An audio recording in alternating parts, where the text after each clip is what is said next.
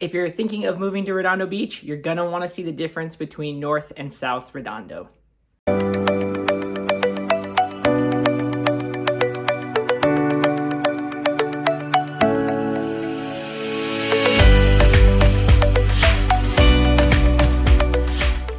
What's up, everybody? I'm CheyneInman, a local realtor here in Southern California, and I cover all of the South Bay. So on this channel, we check out everything outdoors and community within the South Bay and the surrounding towns. So if that's something you're interested in learning about, be sure to subscribe and click the little bell so you're notified every time I put out a new video.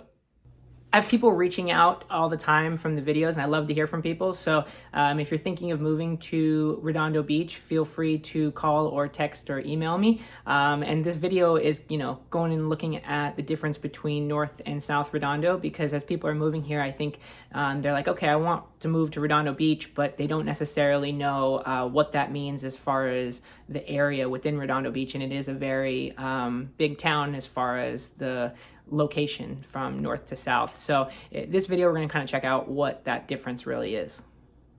All right, so home prices in the last year have definitely gone up, and Redondo Beach is no exception to that. So today I thought we'd look at North Redondo versus South Redondo and kind of give you an idea of what areas of town might be a better fit for you. So I figured we'd look at some homes that are currently on the market, but also just kind of check out the town and what is some of the benefits and disadvantages of different areas of town as far as North Redondo versus South Redondo. So if you're moving to Redondo Beach and you're still going to need to commute into downtown or outside of the city, then North Redondo might be a better fit for you because you're just a little bit easier access to the freeways. You're just a little bit closer, whereas South Redondo, you're a little bit closer to the beach and a little more inland.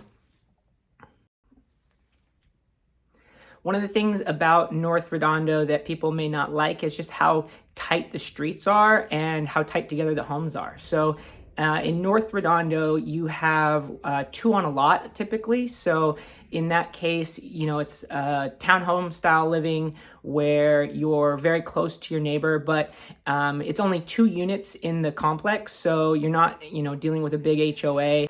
And in some cases, the homes kind of did away with their HOA payments because they're just like, let's just communicate and take care of the community area, as far as keeping it clean and up to date. So you may not be dealing with a traditional HOA fee like you would in a larger townhome complex.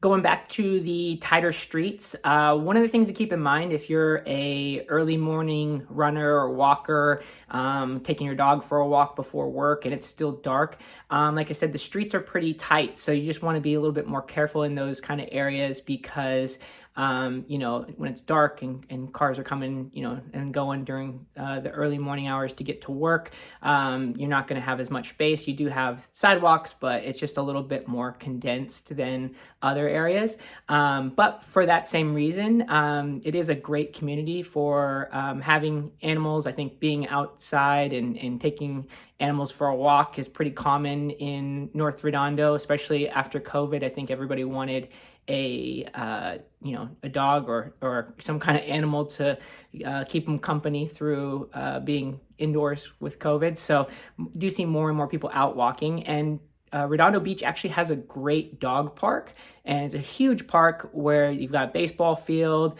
The high school team I coach, we actually do some cross-country workouts on the dirt path around the park. So it's a great little park with a great dog park run area, so you can get them out and keep it in a safer area as far as traffic gonna run through or anything, but you can get the dogs out and really get a good run in for them. North Redondo also has the Galleria Mall, and so Christmas is coming up right now. It's obviously a very busy shopping season. If you're somebody that really likes to get out and go shopping, the mall here at the Galleria is great for that. You've got every shop you can think of. We've also got Torrance not too far away with the Del Amo Mall, so tons of great shopping ideas in the area, and if that's something you're into, North Redondo might be a good spot for you. So one of the reasons I think people do choose North Redondo over South Redondo is the price. The closer you get to the beach, the prices go up a little bit more. So for instance, you've got this home for sale in the market right now on Voorhees, and it is a 3-bedroom, 3-bath townhome, and it is listed for $1,199,000. It's a 2,200 square foot home, so you're getting a good size square footage. Like I said, you're a little bit closer to your neighbors, but you are getting a good size home for a more affordable price than maybe some of the areas closer to the beach.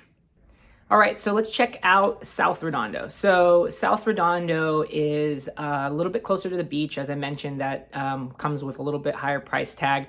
I live in West Torrance, and West Torrance borders the South Redondo side. So you do have quite a bit of crossover between different little towns throughout Redondo Beach. Redondo Beach kind of makes a strange little shape as it goes through, cuts kind of between a few cities. If you see here on the map, you've got North Redondo up in this big area, and then it kind of funnels through and kind of gets a little bit more narrow, and then it kind of expands along the beach. So most of the South Redondo homes are going to be a little bit closer to the beach, and so you got a little bit more to do outdoors and go for a walk on the beach, go for a run. One of the things I love about South Redondo is the Redondo Pier. There's just so much you can do from the Redondo Pier. I'm about a mile from there, so I'll jog down to the pier, go for a run north or south. But you've also got tons of shops for eating, different restaurants. It's a great little tourist spot. There's just a lot to do.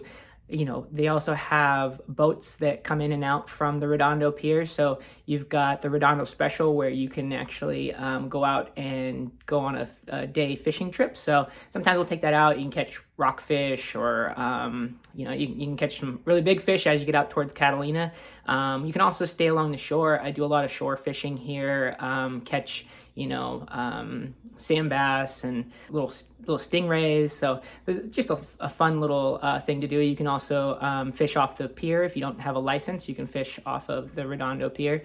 They also have whale watching. Something I thought was kind of cool when I first moved down here is typically, I think April is when the whale watching kind of is at its peak, and so you'll see a lot of boats taking off from the Redondo Pier and going out on whale watching trips.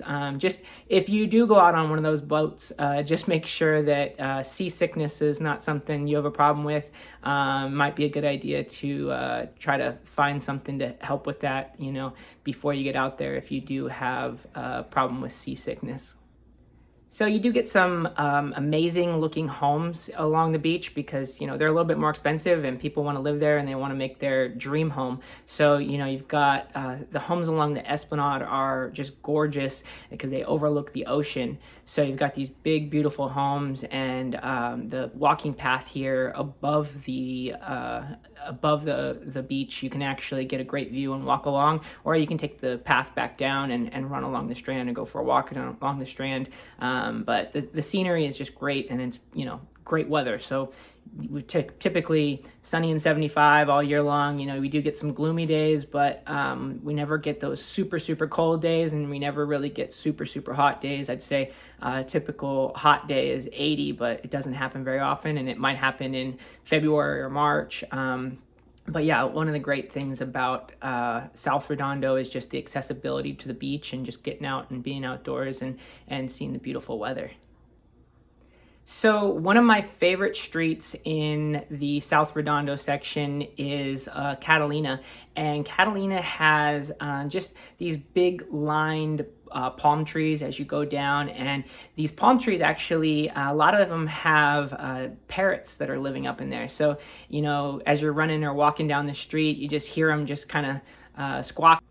And they've got these big flocks of parrots, and they're obviously not native to here, but they've kind of made their home in the big palm trees. And for whatever reason, I see them on Catalina more than anywhere else. Obviously they fly around, so you see them everywhere around town. I see them here in Torrance, but with all these palm trees lining Catalina, I really see them the most, kind of hanging out on Catalina, and it just kind of gives it a nice little ambiance of the street. And that street, like I said, it has a really great accessibility to the beach as well, so you're just so close to the ocean. One of the homes I wanted to talk about in South Catalina, or in South Redondo, is near Catalina, where it's actually overlooking the Redondo Pier. So this home is currently on the market, is a small condo. It just to kind of give you an idea of what you get for the price in this area is this studio condo is actually just over 400 square feet, and it's listed for $499,000. So, you're really paying for the view and the beach life right at your footsteps. It's a great complex. If you do find a home in that little complex, there's just so many of them in this little cluster above the Redondo Pier. Just the community within this complex is really cool. You've got that beach life right outside your door, and so I think that's what people are paying for, is just to be as close to the beach as possible. Some of the 2 bedrooms in this complex have sold for between $1 million and $1.5 million in the last 6 months or so. So if you're looking for that beach life at your doorstep, the Village is a great complex to check out. It's just a little bit on the pricier end as far as price per square foot.